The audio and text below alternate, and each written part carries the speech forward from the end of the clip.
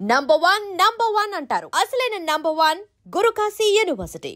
కానీ ఎవరు ఆర్గ్యూ చేయలేదు, దానికోసం కాదు అంటారు. కానీ మాకు అర్థం మీరు పట్టుకున్న దీంట్లో మీకు డిఫరెంట్ టైప్ ఆఫ్ 2-వీలర్ కానీ 4-వీలర్ దొరుకుతుంటారు. అవునండి. ట్రంక్ అండ్ డ్రైవ్లో దొరుకుని ఎలాగ మీకు వేధిస్తుంటాడు, రాంగ్ రూట్లో వచ్చిన ఎలా వేధిస్తుంటాడు, ఈ మోడ్లో ఎవరు ఎక్కువగా వేధిస్తుంటారు? తాగిన వాళ్ళు ఎక్కువ వేస్తారా? జనరల్గా ఫస్ట్ హెల్మెట్ దగ్గర నుంచి మాట్లాడుకుంటే, హెల్మెట్లో ఇక్కడికే వెళ్తాను అంటూ ఉంటారు. ఫస్ట్ షార్ట్ డిస్టెన్స్ అంటారు, ఎక్కడికి వెళ్తానో తీరా చూస్తే ఎక్కడికో 10-20 కిలోమీటర్స్ వెళ్ళాలి, దానికి ఇక్కడే అంటారు. నేను అంటాను ఇక్కడికి అన్నప్పుడు నడిచి వెళ్ళిపోకూడదని అంటాను. లేదు సార్ అక్కడికి సార్ అంటారు అప్పుడు.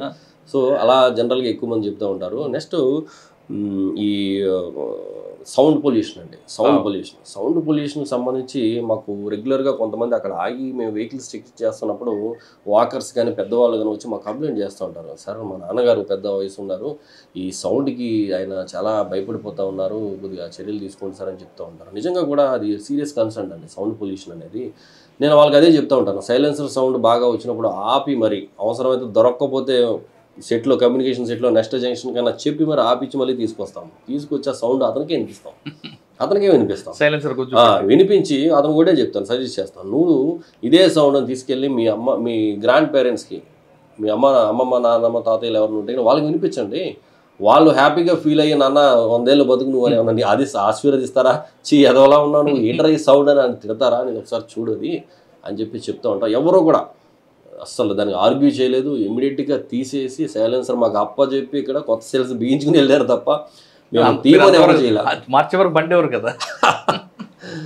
అది సార్ ఇంకా డ్రంక్ అండ్ డ్రైవ్ అంటే ఇప్పుడు జనరల్గా ఏమీ తాగని వాళ్ళతోనూ ఒక్కోసారి చాలా ఇబ్బంది ఫేస్ చేస్తూ ఉంటాం. బట్ డ్రంక్ అండ్ డ్రైవ్లో చాలా ఇరిటేషన్తో పాటు ఒక కోపాన్ని కూడా రప్పిస్తారు. అక్కడ సింపతి ఎంపతిలు పనిచేయవా? కానీ వాళ్ళ కూడా మీ తమ్ముడినో అన్ననో చూడొచ్చు. అదే మీరు అన్నట్టుగా తమ్ముడినో అన్నైనా చూస్తే మాట్లాడుకోవడానికి మీరు నేను ఎవరో ఉన్నాం రోడ్ల మీద తాగి వాళ్ళు విజృంభణ చేస్తారు. సో వాళ్ళు ఏంటంటే ఇంటాక్సికేషన్లో ఉంటారు కదా. సో వాళ్ళు ఏం మాట్లాడుతున్నారో వాళ్ళకి తెలియదు. మన పని కూడా మనం చేసుకునేవారు. మనం ఏదో రాసుకుంటున్నా లేదా చెక్కింగ్ చేస్తున్నా వచ్చి గోకేస్తూ ఉంటారు మనల్ని, పంపించండి అంటూ ఉంటారు. ఏదేదో మాట అసలు సంబంధం లేని విషయాలు మాట్లాడుతూ ఉంటాడు. అసలు బండి మీద వాడితో పాటు ఇంకెవరు ఉన్నారో కూడా తెలియదు. లేకపోతే వాడు అసలు ఒక్కొక్కసారి అయితే నేను నడిపానా అంటాడు కూడా ఒక్కొక్కసారి. అలాంటి సిచ్యువేషన్స్ కూడా ఉన్నాయి.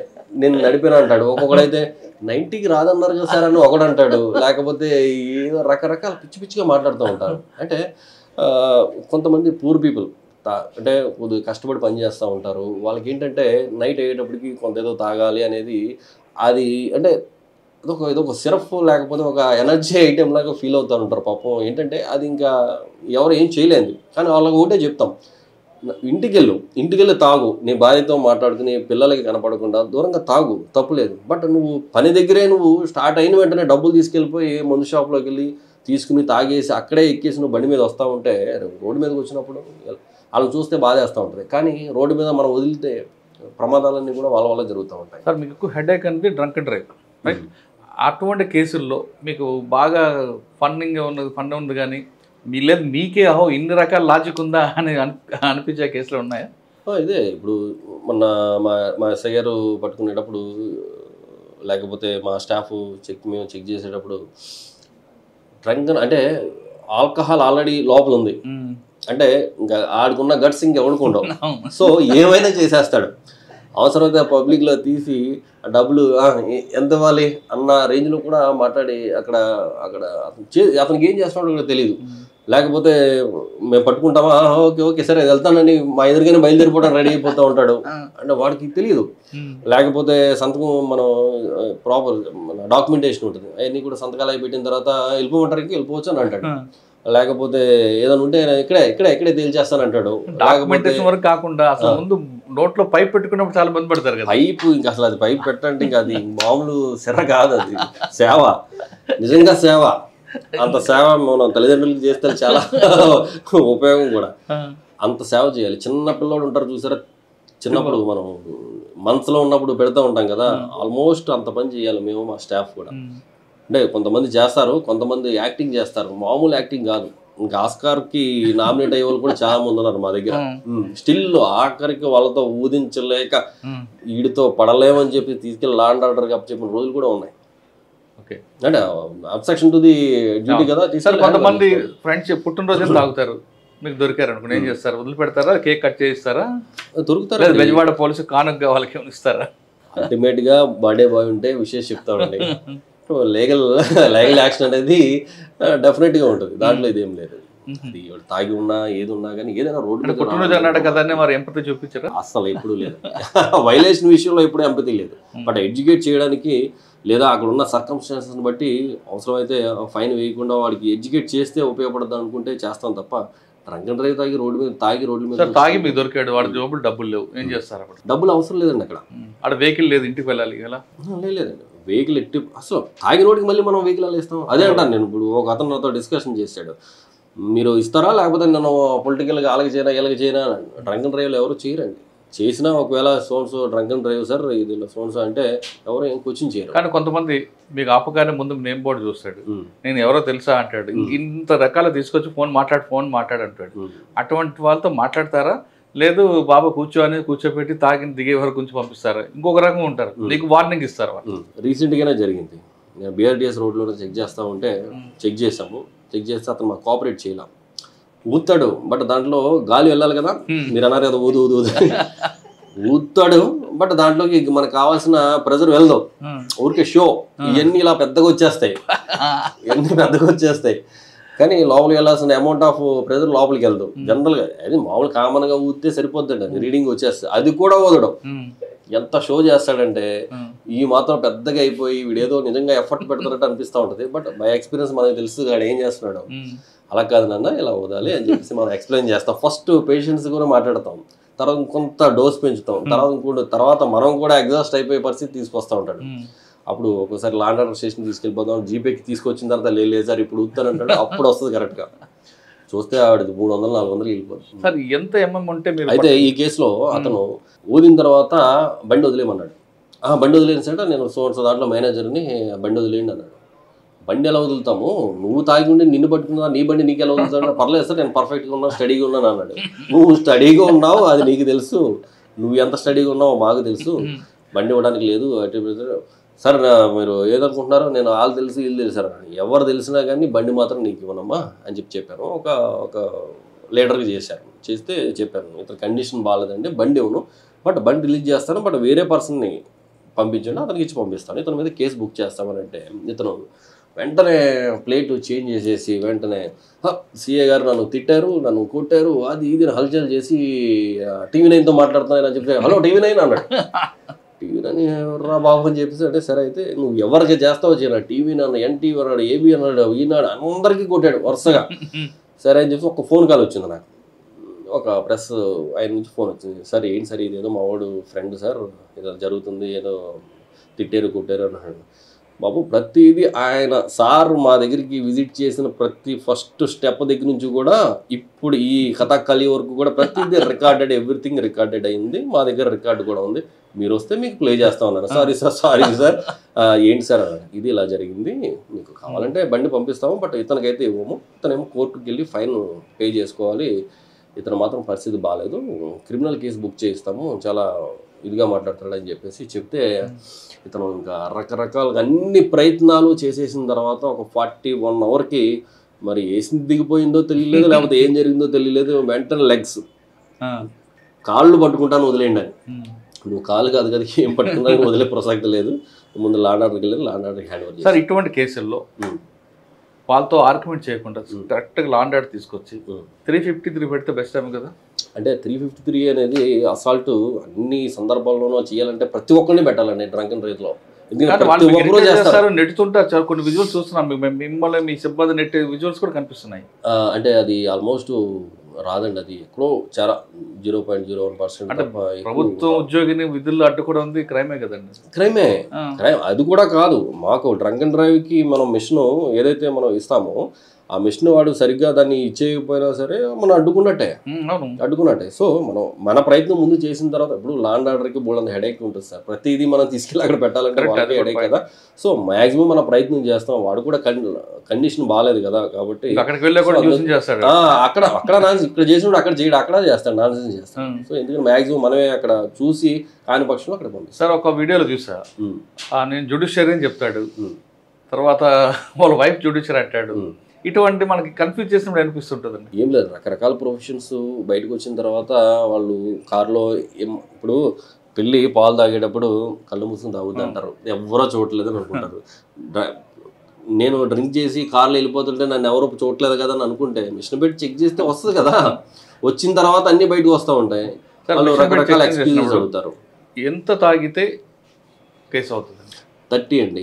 30 mg అనేది జనరల్గా ఆ మిషన్ మనకి డిటెక్ట్ చేస్తే 31 వచ్చినా సరే 30 వచ్చినా సరే మనం చేస్తాం. 30 బిలో వస్తే కౌన్సిలింగ్ చేసి వార్నింగ్ చేసి పంపించడం, వాళ్ళ తాలూకు వాళ్ళకి ఎవరికైనా పిలిపించి హ్యాండ్ ఓవర్ చేయడం జనరల్గా చేస్తాం. బట్ లీగల్గా మనం కేసు బుక్ చేయడం కోసం అయితే 30 అనేది కంపల్సరీగా క్రాస్ చేయాలి. ఓకే, 30 రావాలంటే ఎంత తాగాలి వాళ్ళు? జనరల్గా ఎంత తాగాలనేది కాదు, మనం జస్ట్ అప్పుడే ఒక 90 ml కానీ లేకపోతే ఒక సింగిల్ బీర్ కానీ అప్పుడే తీసుకున్న వాళ్ళు కూడా ఆటోమేటిక్గా ఎలాగో డిటెక్ట్ అయిపోద్ది. సో ఎంటీ స్టమక్ మీద ఒక 1 hour 2 hours బ్యాక్ తీసుకున్నప్పటికీ కూడా డిటెక్ట్ అయిపోతూ ఉంటుంది ఒక్కొక్కసారి వాడు. లేకపోతే ఒక్కొక్కడు తాగాడని మనకు తెలిసిపోతూ ఉంటుంది, బట్ రీడింగ్ రాదు. వాడు మనం ఒకసారి ఎలా అంటే వాడి స్టామినాని బట్టి, అంటే ఎక్కువ డ్యూరేషన్ ఎక్కువ ఉండి మనకి స్మెల్ వస్తుంది, అది డ్రంక్ అండ్ డ్రైవర్ మనకు తెలిసిపోతూ ఉంటుంది, కానీ మనకి డిటెక్ట్ అవ్వదు.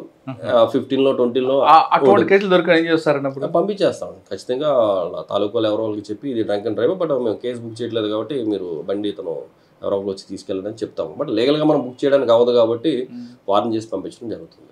ఓకే, ఇటువంటి కేసులు ఎదురవుతున్నప్పుడు అనిపిస్తుంటుందా మీకు ఎందుకు వీళ్ళతో ఉద్యోగం అని? అలా ఏం లేదండి, అది పార్ట్ ఆఫ్ ది జాబ్ అంతే. నన్ను సరదాగా దాంట్లో కూడా ఒక్కొక్కసారి మాకు ఫన్నీగా అనిపిస్తూ ఉంటుంది. ఆ టైం ఒక్కోసారి వీళ్ళతో మాట్లాడుతున్నప్పుడు లేకపోతే వీళ్ళతో కన్వర్జేషన్స్లో ఒక రకమైన మనకు కూడా సెల్ఫ్గా లెసన్స్ వస్తూ ఉంటాయి. సో మనకు కూడా అదే రూల్ కదా, మనకు కూడా అదే రూల్. సో మనం కానీ మన బంధువులు కానీ అదే చెప్తూ ఉంటాం. ఈ డిఫరెంట్ కేసెస్ ఏమైనా జరిగినప్పుడు మన బంధువులు ఎవడన్నా ఇలాంటి కేసు ఉన్నప్పుడు వాడికి ఫోన్ చేసి చెప్తాం, అరే నువ్వు కూడా ఇలా చేస్తూ ఉంటావు కదా, ఈరోజు ఇలా తగిలింది, నువ్వు జాగ్రత్తగా ఉండు, ఎక్కడైనా తగిలి ఫోన్ చేసావా నేను పర్టికులర్గా లోపల ఏమని చెప్తాను నేను చెప్తూ ఉంటాను. అలా కొంతమంది నేను నిన్న తాగానండి ఇవాళ మీద వచ్చింది ఆర్గ్యుమెంట్ చేస్తారు. నిన్న తాగితే ఇవాళ వస్తుందా? చాలా మంది అసలు తాగలేదనే చెప్తారు, అస్సలు తాగలేదంటారు. నేను అడుగుతూ ఉంటాం, అస్సలు తాగలేదంటారు. కొద్దిగా తాగండి, కొద్దిగా అంటారు. అస్సలు తాగనోడు మళ్ళీ అడిగినప్పుడు కొద్దిగా తాగాను అంటాడు. ఎంత తాగాను అంటే ఒక్కటి తాగాను అంటాడు. అలాగా అంటే జనరల్గా నిన్న తాగితే ఇవాళ ఎందుకు వస్తుంటే ఆల్మోస్ట్ రాదు, మన రీడింగ్లో కూడా ఆల్మోస్ట్ రాదు. కానీ వాడు చెప్తుంటాడు కదా నిన్న తాగానండి ఇవాళ అబద్ధం జస్ట్ ఫ్రెష్గా వేసుకుని వస్తూ ఉంటారు వీళ్ళంతా కూడా. మనం జనరల్గా 90 అంటాడు, మీరు మాట్లాడితే 3 90 చెప్తాడు వాడు. మొన్న పట్టుకున్నప్పుడు కూడా కొంతమంది. ఇంకొకటి దీంట్లో ఏంటంటే, దీంట్లో నిజాయితీ గల పీపుల్ చాలా మంది ఉంటారండి, నిజాయితీగా ఉంటారు. అడిగినట్టు మనం ఒకటంటే లేదు సార్ నేను 3 వేసాను అంటాడు ఒకడు. మొన్న ఏదో వీడియో చూసాం, ఒక ఆయన 30 ml 90 అంటే పక్కన ఫ్రెండ్ వచ్చి కాదురా మనం 3 90 వేసామని చెప్పిస్తుంటాడు. నిజాయితీగా ఉంటారు. అంటే కొంతమంది పనులు చేసుకునే వాళ్ళు ఉంటారు, పాపం వాళ్ళకి తెలియదు మనం ఏం చెక్ చేస్తున్నాము, మనం తర్వాత ఏం చేస్తామో కూడా వాళ్ళకి నాలెడ్జ్ ఉంటుంది జనరల్గా కూడా. అలాంటి వాళ్ళకి కొంత మనం పేషెన్స్తో చెప్పి అలా కాదు ఇది మరి లీగల్గా తప్పనిసరి పరిస్థితుల్లో పెట్టాల్సి వస్తుంది, మీరు ఇలా చేయకూడదని చెప్తూ ఉంటాము. ఇంకొకసారి వాళ్ళు ఇంట్లో ఫ్యామిలీ మెంబర్స్ మీద ఒట్లేస్తూ ఉంటారు, ఈ క్షణం నుంచి మేము తాగమని అక్కడ శబదాలు చేస్తూ ఉంటారు. అంటే తాగారు కాబట్టి అది శబదం మనం ఎలాగో తీసుకోవాలి. కానీ సమ్ టైమ్స్ ఏంటంటే ఓకే సమ్ రిగ్రెట్ అనేది కొంతమంది ఫీల్ అవుతారు, ఏడుస్తూ ఉంటారు కొంతమంది, అప్పటికప్పుడు గోలగోలు చేస్తూ ఉంటారు. కొంతమంది ఇంగ్లీష్ హిందీ మాట్లాడుతుంటారు కదా, రకరకాల ఇంగ్లీష్ హిందీ కాదు కొత్త మన రాజ్యాంగంలో గుర్తించిన భాషలు కూడా మాట్లాడతారు, అన్నీ వస్తూ ఉంటాయి దాంట్లో. సార్ ఫైనల్గా చెప్పండి, బెజవాడ పబ్లిక్ హ్యాపీగా ఉండాలి, ఇంటి నుంచి ఆఫీస్కి వెళ్ళిన వాళ్ళు తిరిగి ఇంటికి రావాలి క్షేమంగా అంటే ఏం చేయాలి సార్? ఏదైనా సరే ముందు స్టడీస్ చూసుకున్నట్టయితే ఇంకా రోడ్ సేఫ్టీలో ఫస్ట్ ఆఫ్ ఆల్ స్పీడ్ అండి, 2 రాంగ్ పార్కింగ్ అండి హైవేస్ మీద కావచ్చు, 3 హెల్మెట్స్. ఓకే, సో మన అర్బన్ ఏరియాస్లో చూసుకున్నట్టయితే కనుక ఫస్ట్ హెల్మెట్స్ మనకి ప్రియారిటీ జాబ్ అండి. అందరికీ కూడా ప్రజలందరికీ కూడా కోరుకునేది ఒకటే, అది హైకోర్టు వారు చెప్పారనో లేకపోతే పెట్టుకోకపోతే చలానా వేస్తారనేది కాదు. హెల్మెట్ అనేది మనకి ప్రాణ రక్షణ. మనకి ఆల్రెడీ మన దేవుడు సృష్టిలోనే మనకు ఒక న్యాచురల్ హెల్మెట్ ఇచ్చారు. ఏంటంటే అది స్కల్. దానికి ఎంత ఇంపార్టెన్స్ లేకపోతే బ్రెయిన్కి న్యాచురల్గానే అంత హార్డ్ మెటీరియల్తో మనకి ఇవ్వడం జరిగింది. సో అది మన సృష్టిలో మనం వచ్చినప్పుడు మనం నడుచుకుంటే వెళ్ళే వాళ్ళమో తిరిగే వాళ్ళం. బట్ ఇప్పుడున్న ఇంజిన్స్ కానీ బైక్స్ కానీ ఎంత హై స్పీడ్ వెహికల్, కొంతమంది అంటూ ఉంటారు అరే నేను చాలా పర్ఫెక్ట్గా వెళ్తానండి, నేను చాలా స్లోగా వెళ్తానండి, నేను అన్ని మార్జిన్లో వెళ్తానండి. అరే మీరు మార్జిన్లో వెళ్తారండి, మిమ్మల్ని వచ్చి గుద్దే వాళ్ళు ఎవరు వస్తారు? హై స్పీడ్ వెహికల్స్ వస్తాయి, లారీ వస్తాయి, ట్రక్ వస్తుంది, ఇంకోటి వస్తూ ఉంటుంది. సో అప్పుడైనా మనకు కావాలి కదా. మన ఏపీలోనే తీసుకున్నట్టయితే కనుక 1500 to 2000 పీపుల్ హెల్మెట్ లేని కారణంగా చనిపోతూ ఉన్నారు. గత స్టాటిస్టిక్స్ చూస్తే కనుక ప్రజలందరికీ చెప్పేది ఒకటే, హెల్మెట్ కంపల్సరీగా పెట్టాలి.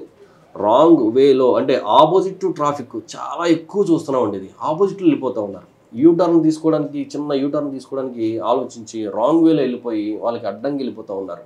Wrong way traffic, against the traffic అనేది చాలా ఎక్కువ జరుగుతూ ఉంది. స్పీడ్ అండి, ఆ మూడు కూడా ఖచ్చితంగా మనం పాటించాలి. అలాగే మన ఇండియాలో చూసుకున్నట్టయితే డేటాలో 10,000 మంది పిల్లలు ఆల్మోస్ట్ ఇప్పుడు ఎవ్రీ ఇయర్ ఓన్లీ రోడ్ యాక్సిడెంట్స్కి ఇదవుతూ ఉన్నారు. అంటే యాజ్ ఏ పేరెంట్స్గా మనం ఏం చేస్తున్నామో మన పిల్లలు కూడా అదే మనల్ని గమనిస్తూ ఉంటారు. మనం హెల్మెట్ పెట్టుకుంటే పిల్లలు కూడా హెల్మెట్ పెట్టుకోవాలన్న హ్యాబిట్కి వాళ్ళు హ్యాబిచ్యుయేటెడ్ అవుతారు. మనం ఆపోజిట్ ట్రాఫిక్ వెళ్లకుండా పిల్లలకి ఇలా వెళ్ళకూడదని మనం చెప్తూ ఉంటే పిల్లలు కూడా అదే ఫాలో అవుతూ ఉంటారు. ఓవర్ స్పీడ్ మనం వెళ్లకుండా ఉంటే పిల్లలు కూడా అదే ఫాలో అవడానికి ప్రయత్నం చేస్తారు, ఫాలో అవుతారు కూడా. మనం ఎన్ని పాటించినప్పుడు పిల్లలు ఎలా పాటిస్తారండి? రేపొద్దున వాళ్ళకి ఏదైనా జరిగితే వాళ్ళ భవిష్యత్తు అంతా కూడా రోడ్ల మీద రోడ్డు పాలైనట్టే కదా.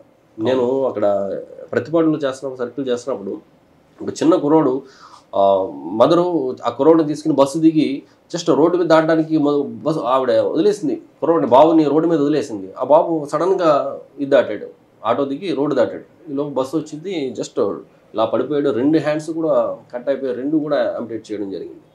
ఆ పిల్లవాడు భవిష్యత్తు అంటే రేపొద్దుట ఏం హ్యాండ్స్ పెడితే, ఏ జేపురు ఏ పెడితే ఏం లాభం అండి? కుర్రోడు జీవితం పోయినట్టే కదా. అలా ఎంతోమంది పిల్లలు స్కూల్కి వెళ్ళేటప్పుడు, వచ్చేటప్పుడు, రోడ్లు దాటేటప్పుడు డీబోర్డింగ్, ఓడింగ్, ఇవన్నీ కూడా అందరూ కూడా జాగ్రత్తలు ఖచ్చితంగా పాటించాలి. ఇంటి నుంచి వెళ్ళిన వ్యక్తి తిరిగి క్షేమంగా రావాలంటే ట్రాఫిక్ నిబంధనలు పాటించాలంటున్నారు బెజవాడ పోలీసులు. ముఖ్యంగా ట్రాఫిక్ నిబంధనలు పాటించకుండా హెల్మెట్ పెట్టుకోకపోతే మనకి నష్టం. కోర్టు చెప్పిందనో లేదని పోలీసులు చూసి పెట్టుకోవడం కాదు, మనగా మనలో పుట్టాలి. బయట నుంచి వచ్చిన వ్యక్తి ఇంట్లో నుంచి బయటకు వస్తున్నప్పుడు సెల్ ఫోన్ ఎలా క్యారీ చేస్తామో ఫోన్తో పాటు హెల్మెట్ కూడా క్యారీ చేయని అంటున్నారు కిషోర్ బాబు గారు. ఆయన ట్రాఫిక్ వైలేటర్స్ని ఒక ఎంపతిగా చూస్తాను, కానీ డ్రంక్ అండ్ డ్రైవర్ దొరికితే మాత్రం అక్కడ ఎంపతి ఉండదు, రూల్ ఆఫ్ లా కరెక్ట్గా వెళ్తుందని చెప్తున్నారు. ఖచ్చితంగా మీరందరూ కూడా హెల్మెట్ పెట్టుకోండి, ట్రాఫిక్ నిబంధనలు పాటించండి. అన్నిటికన్నా ఇంపార్టెంట్ ట్రాఫిక్ పోలీసులకి గౌరవం ఇవ్వడం నేర్చుకోండి. ఇది ఈ వారం కిషోర్ బాబు గారితో ఎక్సలు చెప్పారు. ఖచ్చితంగా మీరందరూ కూడా అందరూ హ్యాపీగా ఉండాలి. మీరు హ్యాపీగా ఉండడం కాదు, మీరు పర్ఫెక్ట్ డ్రైవింగ్ చేయడం కాదు, మీ ఆపోజిట్ వ్యక్తి కూడా డ్రైవింగ్ కరెక్ట్గా ఉంటేనే మీరు క్షేమంగా వెళ్తారనే విషయాన్ని మీరు గుర్తించండి. ఇది కిషోర్ బాబు గారితో ఎక్సలు చెప్పారు. వచ్చే వారం మరో గెస్ట్తో మళ్ళీ కలుద్దాం. అంతవరకు నమస్తే, థ్యాంక్ యూ అండి, థ్యాంక్ యూ వెరీ మచ్. మరొకసారి బెజవాడ పోలీస్కి, traffic police. Thank you sir. ఇంకొక పాయింట్ చెప్పడం మర్చిపోయాను. అంటే బండి మీద జనరల్గా వైఫ్ కూర్చుంటూ ఉంటారు. మన విజయవాడ పరిసర ప్రాంతాల్లో మేము ఈ హెల్మెట్ డ్రైవ్ స్టార్ట్ చేసిన తర్వాత చూస్తే అంటే ప్రతి దానికి ఒక సొల్యూషన్ ఎదుర్కొంటాం కదా, మనం హ్యూమన్ సైకాలజీ కదా. సో వీళ్ళు దూరం నుంచి చూసినప్పుడు హెల్మెట్ ఉండట్లేదు, మా దగ్గరికి సిగ్నల్ దగ్గరికి వచ్చినప్పుడు హెల్మెట్ ఉంటుంది. ఇతనికి ఎలా వస్తుందని చెప్పేసి మేము చిన్న స్టడీ చేసాం. స్టడీ అంటే సరదా ఫన్నీగా చెప్తున్నాను. ఏం చేస్తున్నారంటే మదర్స్ కానీ వైఫ్స్ కానీ చక్కగా స్మార్ట్గా ఇప్పుడైతే జంక్షన్ దగ్గరికి వస్తుందో వాళ్ళ చేతిలో ఉన్న హెల్మెట్ని టక్ మంది తీసుకుని వాళ్ళు పెడుతున్నారు. మా దగ్గరికి వచ్చినప్పుడు హెల్మెట్ ఉంటుంది, దూరంగా చూస్తే హెల్మెట్ ఉండదు. అలా పెట్టే క్రమంలో ఒక్కొక్కసారి తిప్పేసి కూడా పెడుతున్నారు వీళ్ళు, తిప్పేసి కూడా పెడతా ఉన్నారు. ఒక్కొక్కడు హెల్మెట్ మొత్తం క్లోజ్ అయిపోయి వచ్చి కంగారు పడిపోయే పరిస్థితులు కూడా ఉన్నాయి. ఒక్కొక్కడు దాంట్లో కవర్స్, పాలిథిన్ కవర్స్, ఒక్కొక్కసారి లోపల ఏదైనా బ్యాగ్స్ హెల్మెట్లో పెట్టుకుంటారు. కొంతమంది సెల్ ఫోన్లో పెడతారు, కొంతమంది మొన్న ఉల్లిపాయలు టమాటాలు కూడా పెట్టారు. సార్ హెల్మెట్ పెడతారు కొంతమంది, కింద బెల్ట్ పెట్టరు. హెల్మెట్ ఉంది కదా అంటే కింద బెల్ట్ అవసరం లేదా? అదే ఇప్పుడు లాక్ చేయగలదా? మీరు హెల్మెట్ పెట్టించడానికే మాకు ఇక్కడ ఇదవుతుంది కదా. మీరు ఇంకా బెల్ట్ సంగతి చెప్పారు. మేము ప్రతిదీ హెల్మెట్ అనేది బెల్ట్ లేకపోతే వితౌట్ బెల్ట్ హెల్మెట్ పెట్టుకుని అనేది ఉపయోగమే లేదు. మేము చాలా మందికి, వందల వేల మందికి, నేను మా సిబ్బంది ఆ బెల్ట్లు తగిలించుంటాం. ఎందుకంటే హెల్మెట్ అది ఎవరైతే బెల్ట్ పెట్టలేదో వాళ్ళు పక్కాగా ట్రాఫిక్ పోలీస్ కోసం పెట్టారని మాకు అర్థమైపోతుంది. సో ఈ ఉల్లిపాయలు టమాటాలు పెట్టిన వాళ్ళు కూడా ఒక్కోసారి కన్ఫ్యూజ్లో టమాటాలతో పాటు పెట్టుకునే వాళ్ళు కూడా ఉన్నారు. సో అంత చిత్రం. మొన్న వెహికల్ చెకింగ్ చేస్తుంటే ఒక బండి మీద 5 మెంబర్స్ వెళ్తున్నారు, ఒక స్కూటీ మీద 5 మెంబర్స్ వెళ్తా ఉన్నారు. 2 వీలర్ 5 మెంబర్స్, ఫ్రంట్ 2 ఉన్నారు, వెనకాల పేరెంట్, మధ్యలో 2 టోటల్గా ఉన్నారు. అసలు వెహికల్ కిట్టకిట్లా ఆడుతూ ఉంది. అసలు అది ఒక ఆటో కూడా 4 ఇన్నాలండి బాబు, ఇది 5 ఇన్నోవా కార్. ఆపి ఏంటి నాయనా ఇదేంటి వ్యానా లేకపోతే ఏంటి అని అడిగితే లేదు సార్ నేను పక్క నుంచి వెళ్ళిపోతానండి. నువ్వు పక్క నుంచి వెళ్ళిపోవడం కాదు స్వామి, అసలు ఎక్కడికి వెళ్తాను వెంటనే డిమార్ట్కి మొత్తం ఫ్యామిలీని వేసుకుని వెళ్ళిపోతున్నారు ఆయన. ఏం అవసరం అండి డిమార్ట్కి? ఎంతమంది చిన్న పిల్లలు కూడా డిమార్ట్కి వెళ్ళిపోవాలి. కరెక్ట్కి వెళ్ళి ఆపోజిట్ వాడు కొట్టినప్పుడు ఆపోజిట్ పక్కన వదలండి, అసలు ఇతను హ్యాండిల్ తిరగకపోవడం వల్ల చాలా పెద్ద ప్రమాదం జరుగుతుంది. ఈయన ఇమీడియట్గా వెళ్ళిపోయి డిమార్ట్లో చిన్న పిల్లలతో సహా చేసేసి పర్చేజ్ చేసే అవసరం ఏముంది? పైగా ఇంకోటి, డిమార్ట్లో కొన్న సామాన్లు ఎక్కడ పెడతాడండి? ఆటోలోనే, ఆ వ్యాన్లోనే పెట్టాలా? అలా ఇంకొకటి చూస్తూ ఉంటే చాలామంది పవర్ బైక్స్ మేము ఆపినప్పుడు వాళ్ళతో మాట్లాడినప్పుడు చూస్తూ ఉంటే బ్యాక్గ్రౌండ్స్ అసలు పాపం పేరెంట్స్ చాలా 5,000 10,000 రూపాయలకి పనులు చేసుకునే పేరెంట్స్ పిల్లలకి లక్షల రూపాయల బైకులు కొంటా ఉన్నారు ఫైనాన్స్ మీద తీసుకొచ్చి. వాళ్ళకి వచ్చే ఏదో ఒక లోను, హ్యాండ్ లోను, లేకపోతే అప్పు చేసో తీసుకొచ్చే 2 లక్షలు 3 లక్షల రూపాయల బైక్స్ పిల్లలకి ఇస్తూ ఉన్నారు. వాళ్ళందరికీ ఒకటే చెప్తున్నాం, అంత కాస్ట్లీ బైక్స్ పిల్లలకి ఇవ్వాల్సిన అవసరం ఏంటండి? మన దగ్గర ఏమి ఎకనామిక్గా వెనకాల మన దగ్గర ఏమీ లేదు, స్తోమత లేదు. స్తోమత వదిలేసేయండి. నా కొడుకు ఇష్టంతో పోలిస్తే నా స్తోమత ఏం కాదు, నేనే కష్టపడి తీర్చుకుంటానంటారా? నో ప్రాబ్లం, కరెక్టే. కానీ వాడు రేపు పొద్దున కనీసం వాడి భవిష్యత్తు అన్న బాగుండాలి అని అంటే వాడికి కనీసం ఆ బైక్ ఇచ్చిన తర్వాత వాడి ఆలోచనలు కానీ వాడి చేష్టలు కానీ రోడ్డు మీద కూర్చొని వాడు చేసే ప్రవర్తించే తీరు కానీ చాలా భయంకరంగా ఉంటుందండి. దానికి నెంబర్ ప్లేట్ ఉండదండి, దానికి వాడికి డ్రైవింగ్ లైసెన్స్ ఉండదండి, హెల్మెట్ ఉండదండి, స్నేక్ డ్రైవింగ్ చేసుకుంటూ వెళ్ళిపోతూ ఉంటాడు, జిగ్జాగ్లో చేసుకుంటూ పోతూ ఉంటాడు, అసలు రకరకాల హ్యాబిట్స్ చేసుకుంటూ ఉంటారు. అంత కాస్ట్లీ బైక్ వాడే రోడ్డు మందరు ఉన్నాయి లేవి. అదేంటన్నా ఉన్న దాంట్లోనే అదే కదా ఇప్పుడు జనాలు భయపడేది. చాలా మంది ఆగి చెప్తూ ఉంటారు, సార్ అక్కడ వాడు చూడండి ఎలా వెళ్ళిపోతాడో, మేము అలా చూసామని ఫోటోలు తీసుకొచ్చి మాకు ఇస్తూ ఉంటారు. తల్లిదండ్రులకి అందరూ కూడా నేను చేసే విజ్ఞప్తి ఒకటే, మన స్తోమత గురించి అనేది ఆ బండి అనేది క్వశ్చన్ కాదు అక్కడ. బట్ ఆ బండి మనకు అవసరమా లేదా, మన కొడుకులకి మన పిల్లలకి ఆ బండి అవసరమా లేదా? మన ఒక పేరెంట్ ఒక సన్ను ఇద్దరు ఎదురు పడితే నేను అదే చెప్పాను, నేను అమ్మ 3 లక్షల రూపాయలు 2,50,000 రూపాయల బైక్ మీరు ఇచ్చారు కదా, మీరేమో చూస్తే ఒక చెప్పుల షాప్లో చిన్న పని డైలీ వేస్ట్ చేసుకునే మీరు, ఆ భర్త కూడా అదే పని పూల కొట్టు ఏదో చెప్పారు, వాడికి 2,50,000 రూపాయల బైక్, ఆమె మెడలో ఏదో ఆర్డినరీ తాడు అండి, మామూలు తాడు రోప్ వేసుకున్నారు ఆమె తల్లి.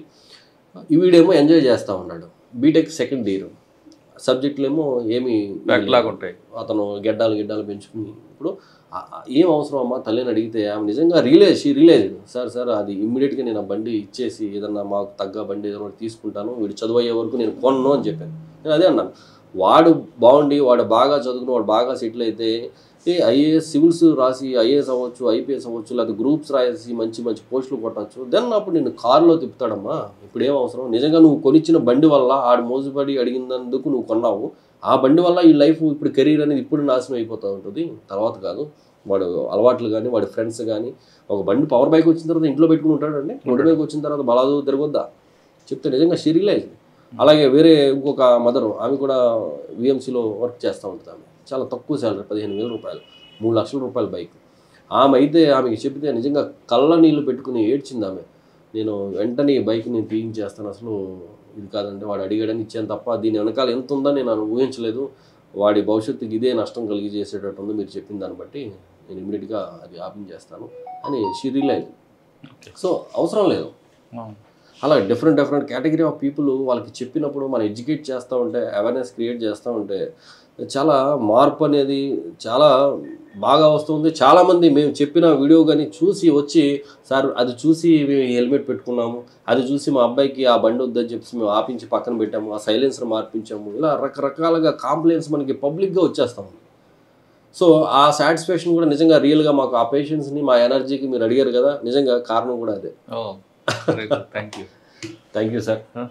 మీ హెల్మెట్ మీ మల్లెడుగు పెట్టారు, పెట్టలా మీరు చేతితో పట్టుకుంటారు, చెప్పాను కదా చేతితో పట్టుకుంటారని. అది హెల్మెట్ పెట్టుకోండి అయ్యా, రేపు పొద్దున పిల్లలు వీడు కూడా. ఏం పేరు నాన్న నీ పేరు? నీ పొల్లన్నీ పోయినాయి అప్పుడే చాక్లెట్లా? నీ పేరు? మాన్విత. హెల్మెట్ పెట్టుకోవాలా? మరి పెట్టుకోకపోతే మరి నువ్వు ఎందుకు అడగట్లా? అడగాలి కదా. మీరు పెట్టుకోకపోతే రేపు పొద్దున వాళ్ళు కూడా పెట్టుకోరు. మెయిన్ మన సిటీలో వచ్చేటప్పుడు సెంటర్ జోన్లో ఎక్కువ పీక్ జంక్షన్స్, జామ్ జంక్షన్లు ఉంటాయి. ట్రాఫిక్ వైలెన్స్ చేసే వాళ్ళు ఏ సెంటర్లో ఎక్కువ ఉంటారండి? ఎక్కువ ఎడ్యుకేటెడా అన్ఎడ్యుకేటెడ్? మనకి మెయిన్ ఈ ఏరియా అంతా కూడా సత్యనారాయణపురం అంతా కూడా కొద్దిగా మాస్ గ్యాదరింగ్ ఎక్కువ ఉంటుందండి. అంటే చిన్న చిన్న వ్యాపార సంస్థలు అవన్నీ ఎక్కువగా ఉంటాయి. అంటే హైఫైగా కాకుండా కొంత ఫ్రూట్ మార్కెట్స్ లేకపోతే వెజిటబుల్ మార్కెట్స్ చిన్న చిన్న వ్యాపారాలు ఎక్కువగా ఉంటాయి. సో అలాగే మనకి BRTS అని చెప్పేసి ఒక ర్యాపిడ్ ట్రాన్స్పోర్ట్ సిస్టమ్కి సంబంధించిన ఒక ప్లానింగ్లో భాగంగా ఈ రోడ్డు ఇంతకుముందు ఇక్కడ రైల్వే ట్రాక్ ఉండేది, దాని ప్లేస్లో ట్రాక్ తీసేసి రోడ్డు వేయడం జరిగింది. యాక్చువల్గా కనెక్టివిటీ అక్కడ ఇంకా ఎక్స్టెండ్ చేయాల్సింది ఇక్కడ ఆగిపోయింది. సో ఆ రోడ్డు మనకి ఎక్కువగా ఈ వెహికులర్ మూవ్మెంట్ అనేది చాలా హెవీగా ఉంటుందండి. మనకి 5 జంక్షన్స్ ఉన్నాయి మన టోటల్గా. అలాగే సత్యనారాయణపురంలో మెయిన్గా మనకి రైల్వే స్టేషన్ కూడా మన దాంట్లోకి వస్తుంది, మన పరిధిలోకి. సో ఈ పీపుల్ స్టేషన్కి వెళ్ళే వాళ్ళు కావచ్చు, వచ్చేవాళ్ళు కావచ్చు, లేకపోతే సరౌండింగ్ ఏరియాకి సంబంధించినంత కూడా ఈజీగా ఉంటుందని ఈ BRTS రోడ్ని తీసుకోవడం జరుగుతుంది. వీళ్ళు రాంగ్ రూట్లో వస్తున్నారు కదండి వీళ్ళంతా. ఇప్పుడు చూసారా ఈ రాంగ్ రూట్. సో ఆయన బాబుని తీసుకురావడానికి వచ్చాడు, హెల్మెట్ పెట్టాడు, సంతోషమే, బట్ రాంగ్ రూట్లో వస్తున్నాడు. రేపు పొద్దున ఆ బాబు కూడా అదే ఫాలో అవుతాడు. అలాగే మైనర్ డ్రైవింగ్ కూడా అండి, ఎక్కువగా మైనర్ డ్రైవింగ్ కూడా ఎక్కువగా మనం చూస్తూ ఉన్నాం. చూడండి, అతను రాంగ్ రూట్లో వస్తున్నా ఫీలింగ్ కూడా లేకుండా ఎంత దర్జాగా వచ్చేస్తున్నాడు ఇతను.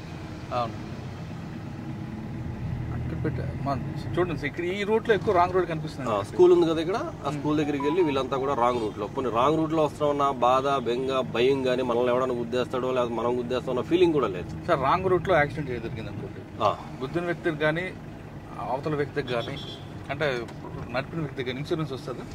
రాంగ్ రూట్ లో వస్తున్నప్పుడు ఇప్పుడు ఎవరైతే రాంగ్ రూట్ లో వస్తున్నాడో అతనికి ఏ విధమైన పోనిచ్చే పోనీ అక్కడ వస్తుంది. రాంగ్ రూట్లో వచ్చిన వ్యక్తికి ఏ విధమైన బెనిఫిట్స్ రావండి. రాంగ్ రూట్లో నడిపిన వ్యక్తికి ఏ విధమైన బెనిఫిట్, చూడండి ఇతను కూడా రాంగ్ రూట్లో వస్తూ ఉన్నాడు, వెనకాల ఆ అబ్బాయిని ఎక్కించుకున్నాడు.